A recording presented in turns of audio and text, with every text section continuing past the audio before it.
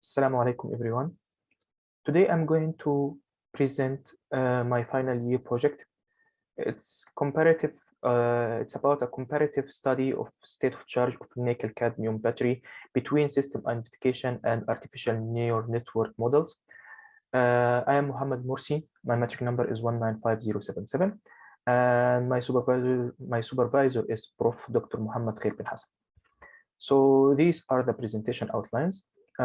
First of all is the introduction. Second, problem statement and literature review. Third, methodology and objectives. Fourth are the results. Fifth are the conclusion and recommendations. So introduction, and first we are going to talk about why nickel cadmium batteries and what are the advantages of nickel cadmium batteries. Roughly, these are the advantages of nickel cadmium, which is good load performance, long shelf life. But the most important one is it's a #1 battery for electrical vehicle, which it will help in the future to build and produce more electrical vehicle by studying these batteries and trying to estimate the state of charge of it. So the problem statement right now is the nickel cadmium batteries have a problem. There is some uncertainty with the battery behavior, which can lead to unstable performance and this promising power source to be unreliable. Such a memory effect, which if there are continuous cycles of charging and discharging to the same level, the nickel acts as a dead battery. But we can overcome this problem by estimating the state of charge of the batteries and prevent such an event. The state of charge is an important parameter which reflects the battery performance. So by accurate estimation of the state of charge cannot only protect battery, prevent over discharge and improve the battery life, but also allow the application to make rational control strategies to save energy. These are the papers that I used in my FYP project. In my FYP, the first 3 papers they managed to establish and develop models, whether it's a system identification or neural network or ANFIS, but the third one is talking and focusing much more on the state of health. The last 2 papers, they are focusing on pure mathematical approach.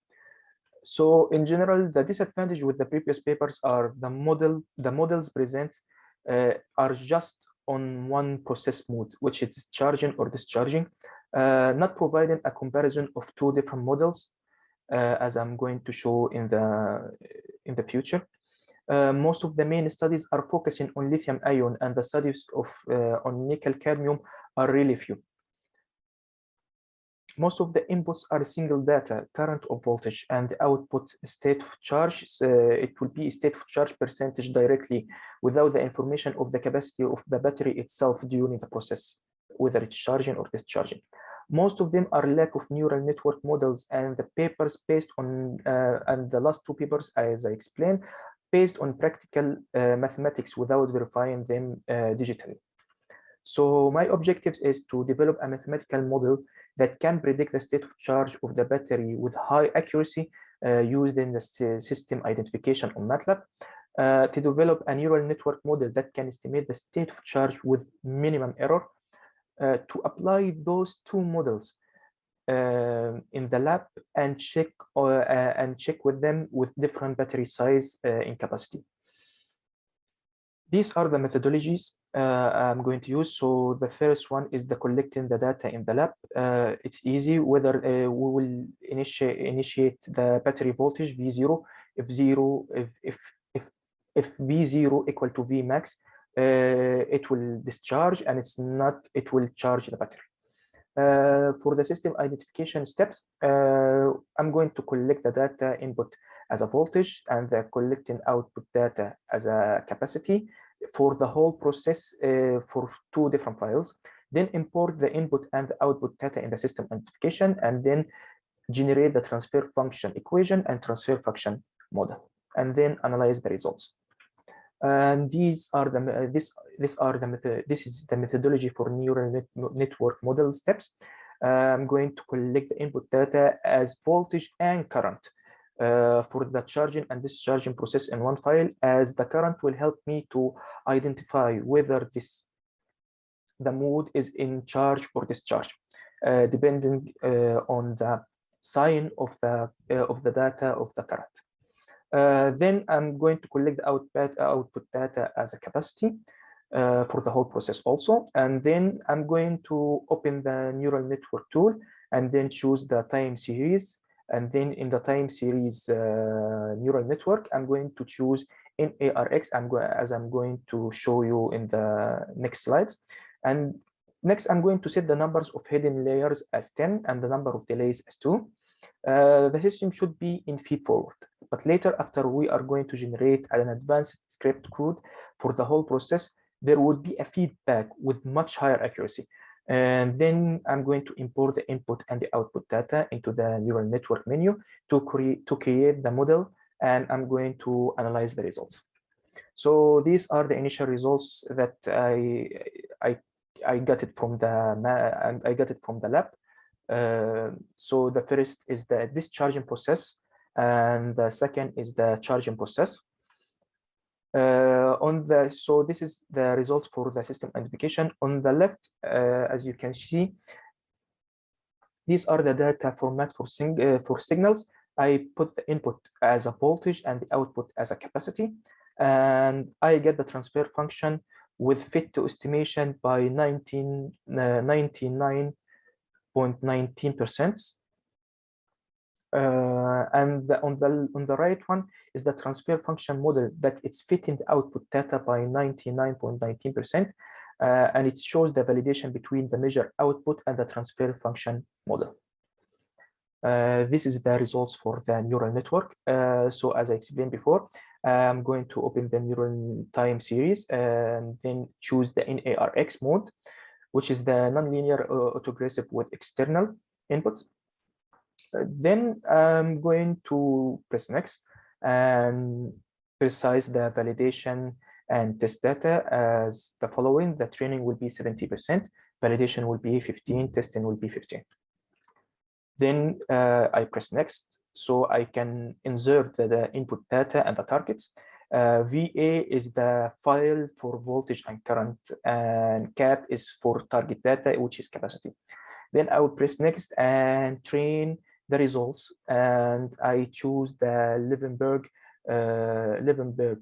training algorithm, and then I get the results. As you can see on the right, you can see MSE and the R, which is the mean square error and the regression.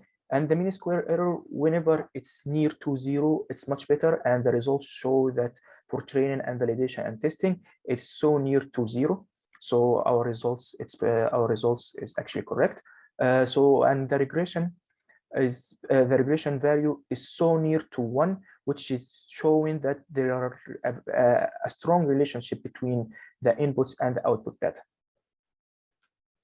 And then these are the neural network progress details in feed forward before we are generating the advanced script. It shows the whole process, and then on the right one, the error histogram graph in the feed forward, and the regression graph in the feed forward, showing that the error for every the R is actually 1, so it means that there is a strong relationship between the input and the output, and it fits.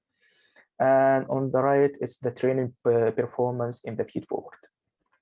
Then after finishing the whole process and pressing next until the end of the menu, there is an option for generating an advanced script. So I pressed it and I got the feedback closed loop coding, as you can see on the left hand.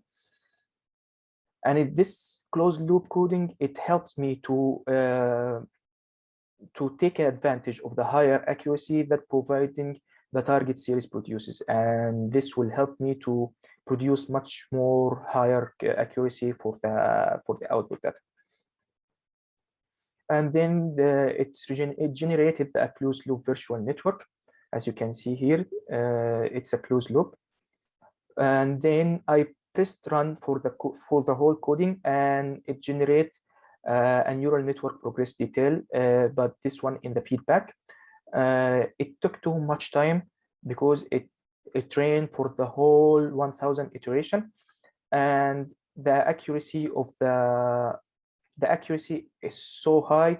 It actually it almost reached to 100% accuracy, and the error it reached to 0.01 accuracy, 0.01 error. As you can see on the right hand, the error histogram graph in the feedback, and the regression graph in the feedback. All the training, validation, test, and training, validation, and test are equal to 1, so it's almost 100% accuracy. And the training performance in the feedback, it shows that which one has the best validation performance. So the comparison between the raw data targets and the neural network output, after press finish and save the data in the neural network menu, it generates output, and it regenerates also an error. So comparing the raw data, which is the measured output, the capacity, and comparing them with the output of the network and the error, we can see they are really near to each other. For example, let's take 450 data. As you can see here is 0.1334, and for this is for the measured output. For the output of the neural network, it will be 0.1462, and the error is 0.095, which is the less than 0.01 error percent. And this is the comparison between the transfer function model and the NN model. The transfer function has a higher accuracy, reached to 99.19%. The NN model has a higher accuracy, also reaches to almost 100%. But the transfer function model has just one input and one output. On the other hand, the NN model can have multiple inputs and can have also multiple outputs. It's simple and not quite adaptive if there are different inputs or non-linear systems. But for NN model, it's a more complex, but providing much higher accuracy with the non-linear systems. For the transfer function model, is just a feed forward. For the NN model, it has both feed forward and feedback, providing much higher accuracy, reaches almost to zero error. So in the conclusion, in this project, the mathematical model, which is the transfer function model, the transfer function equation, and the neural network model have been successfully implemented and developed. Both models achieved estimating the state of charge of the battery with very high frequency. These two models are tested with the raw data and shows a very high fit, reaches to 99.19% for the transfer function model and 99.99% for the neural network model. All the objects are successfully achieved, and the results are promising. The recommendation is trying to apply these two models developed with different sizes of batteries in capacities, so it can show whether the models are quite accurate for different batteries or not.